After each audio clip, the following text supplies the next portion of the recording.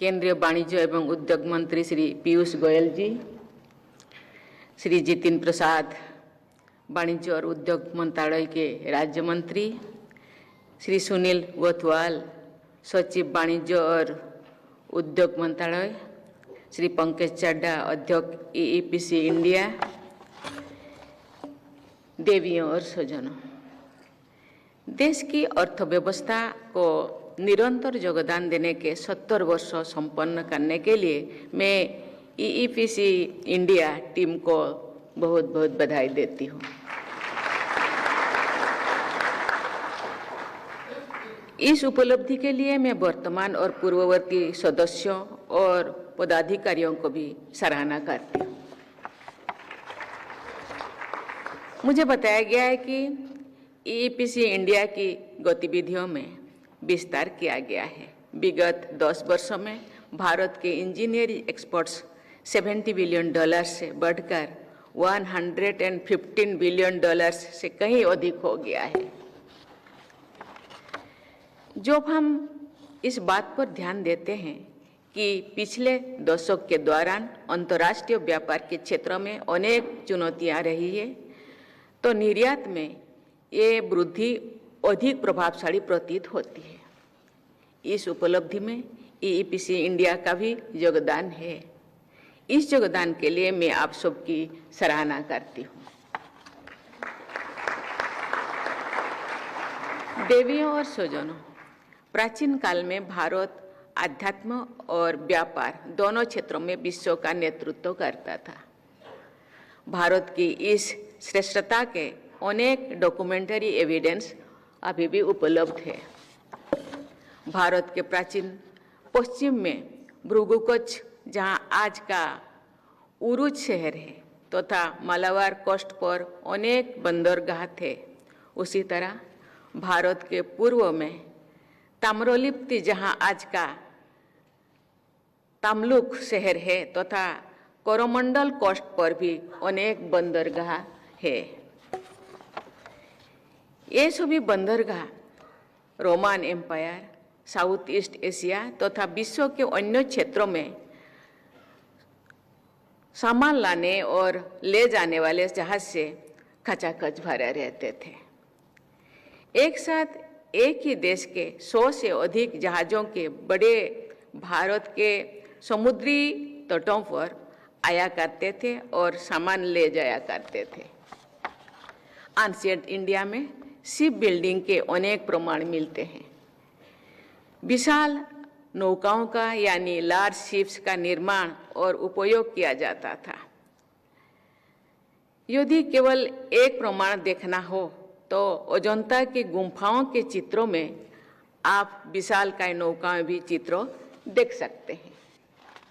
Roman empire में सबसे समृद्ध लोग भारत में बनी वस्तुओं का उपयोग करना अपनी शान समझते थे। विश्व के सभी क्षेत्रों में स्वर्ण मुद्राएं तथा अन्य बहुमूल्य धातुओं के सिक्के भारत पहुंचते थे। इतिहास को रोचक शैली में लिखने वाले एक समकालीन लेखक ने प्राचीन भारत के India the sink of world's most precious metals कहा है। भारत को फिर एक बार ज्ञान और व्यापार का अग्रणी केंद्र बनाना सभी देशवासियों का संकल्प होना चाहिए। अधिक आर्थिक क्षेत्रों में एक इम्पोर्टेंट सेक्टर होने के नाते EEPC को बहुत दृढ़ता के साथ संकल्प लेना चाहिए। देवियों और स्वजनों, EEPC अंतर्राष्ट्रीय बाजार और भारतीय उत्पादकों के बीच में सेतु का कार्य करता है। आपको ग्लोबल वैल्यू चेन में भारत की भूमिका को तथा भारत के उद्यमियों की भूमिका को निरंतर विस्तार देना है। वर्ल्ड ट्रेड ऑर्डर और इंटरनेशनल इकोनॉमिक ऑर्डर में हो रही परिवर्तनों में उनका कारण आपकी भूमिका और अधिक महत्वपूर्ण हो गई है। अंग्रेजों की एक कहावत है, when the going gets tough the tough get going. Covid की महामारी से मानव समुदाय के समक्ष स्वास्थ्य का ऐसा गंभीर संकट आया था जिसके तुलना लगभग 100 वर्षों से पहले स्पेनिश फ्लू नामक वैश्विक महामारी से की गई थी। साथ ही कोविड से एक अभूतपूर्व आर्थिक संकट भी उत्पन्न हुआ। उस दौरान भारत ने विशाल स्तर पर वैक्सीन का उत्पादन करने, महामारी से जुड़े प्रशासनिक प्रबंध करने, देशवासियों के सहित अनेक अन्य देशों की सहायता करने के जो उदाहरण प्रस्तुत किए हैं वो अभूतपूर्व था। कोविड महामारी के दौरान ही आत्मनिर्भर भारत अभियान शुरू किया गया है। उस अभियान के दूरगामी आर्थिक लाभ दिखाई पड़ती है। कोविड महामारी से उत्पन्न हर प्रकार की चुनौतियों का सामना करके भारत ने जिस आत्मविश्वास का परिचय दिया और राष्ट्रीय क्षमता को बढ़ाकर वैश्विक चुनौतियों का सामना करने का एक प्रेरक उदाहरण है।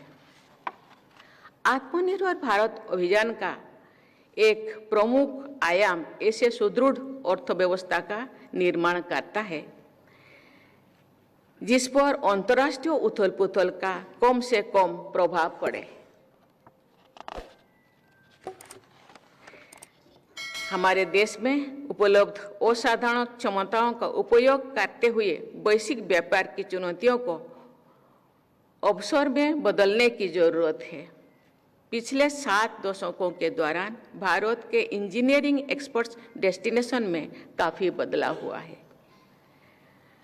बदलाव के ये प्रक्रिया आपको जारी रखनी है तथा राष्ट्र सर्वोपरि की भावना के साथ भारत की अर्थव्यवस्थाओं को निरंतर मजबूत बनाने के लिए कार्य करते रहना चाहिए। अनेक प्रतिष्ठित अंतर्राष्ट्रीय संस्थान आज हमारे देश की अर्थव्यवस्था की मजबूती को फैक्ट्स और लॉजिक के आधार पर विश्व समुदाय के प्रमुख प्रस्तुत करते हैं। ऐसे स्टडीज और सर्वेज EEPC जैसे संस्थानों के लिए थर्ड पार्टी सर्टिफिकेशन का महत्व रखते हैं। भारत और यूनाइटेड किंगडम के बीच जुलाई के महीने में किया गया comprehensive economic and trade agreement दोनों पक्षों के बीच के लगभग $56 बिलियन के मर्चेंडाइज एंड सर्विसेज ट्रेड को बहुत आगे ले जाएगा। मुझे विश्वास है कि इस एग्रीमेंट की सफलता की दिशा में EEPC द्वारा और अधिक सक्रिय योगदान दिया जाएगा। मुझे बताया गया है कि EEPC के लगभग 10,000 सदस्यों में 60% से अधिक micro, small and medium enterprises है। ये एंटरप्राइजेस बड़ी संख्या में रोजगार के अवसर प्रदान करती है। हमारी अर्थव्यवस्था में MSMEs का योगदान महत्वपूर्ण भी है और सराहनीय भी। मुझे विश्वास है कि EEPC द्वारा MSMEs के निर्यात को बदलती परिस्थितियों के अनुरूप नई दिशा प्रदान की जाएगी एवं नई शक्ति प्रदान की जाएगी। High quality engineering services and products at low cost Bharat की बहुत बड़ी शक्ति है। विश्व की सबसे बड़ी कंपनियों के ग्लोबल कैपेबिलिटी सेंटर्स भारत में है। समुचित प्रोत्साहन और इकोसिस्टम उपलब्ध कराकर भारत को ग्लोबल इनोवेशन सेंटर बनाने की सोच के साथ EEPC जैसे स्टेक होल्डर्स को आगे बढ़ना चाहिए। ग्लोबल इकोनॉमी और ट्रेड के एक्सपर्ट्स इनोवेशन इकोनॉमीज और कैचअप इकोनॉमीज के बारे में चर्चा करते हैं। इनोवेशन इकोनॉमीज विश्व के सबसे अधिक कॉम्पिटिटिव और प्रॉस्परस इकोनॉमीज हैं। भारत में उपलब्ध प्रतिभा और ऊर्जा यानी टैलेंट और एनर्जी को एनाबलिंग इकोसिस्टम प्रदान करके भारत को एक लीडिंग इनोवेशन इकोनॉमी बनाने का संकल्प आप सबको लेना चाहिए। EEPC ने जो महत्वाकांक्षा लक्ष्य रखे हैं उनमें यदि परिवर्तन करना हो तो मैं ये सुझाव दूंगी कि आप अपने लक्ष्यों को और अधिक विशाल बनाएं, अपने प्रयासों को और अधिक विस्तृत बनाइए, अपने सदस्यों को और अधिक प्रोत्साहन दीजिए। विकसित भारत के निर्माण के संकल्प को पूरा करने की दिशा में और तेज गति के साथ अपना योगदान दीजिए।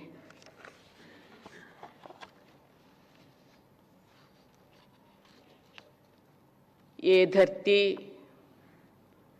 में जो कुछ है उसी के बदौलत हम सब है, चाहे हवा हो, पानी हो, धरती के ऊपर रहने वाले जंगल हो, पहाड़ों हो, पेड़ पौधे हो, और धरती के नीचे रहने वाले खनिज पदार्थ हो, और धरती के ऊपर रहने वाले जो भी टेक्नोलॉजीज इंजीनियर के द्वारा, लोगों के एक्सपर्ट के द्वारा, लोग पारंपरिक जो उत्पादन करते हैं उनके द्वारा, उसी चीज को सुंदर बना के देश भारत के गौरव को देखते हुए भारत को समृद्ध तो करना ही है, देश को समृद्ध तो बनाना है, लेकिन साथ ही साथ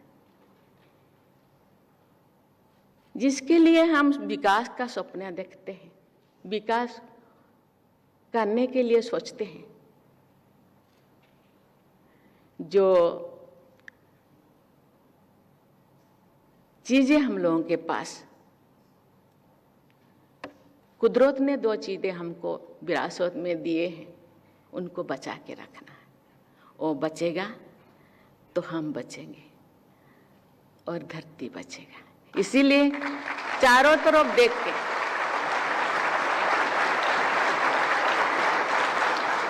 एक्सपोर्ट भी करना है, विकास भी करना है, आर्थिक उन्नति करना है, 2047 तक विकसित भारत भी बनना है, लेकिन साथ के साथ विकसित धरती को भी बनाना है। उसी सोच के साथ, इन्हीं सुझाव के साथ मैं ईपीएफ के सभी सदस्यों के स्वर्णिम भविष्य की मंगल कामना करती हूँ और अपनी वाणी को विराम देती हूँ।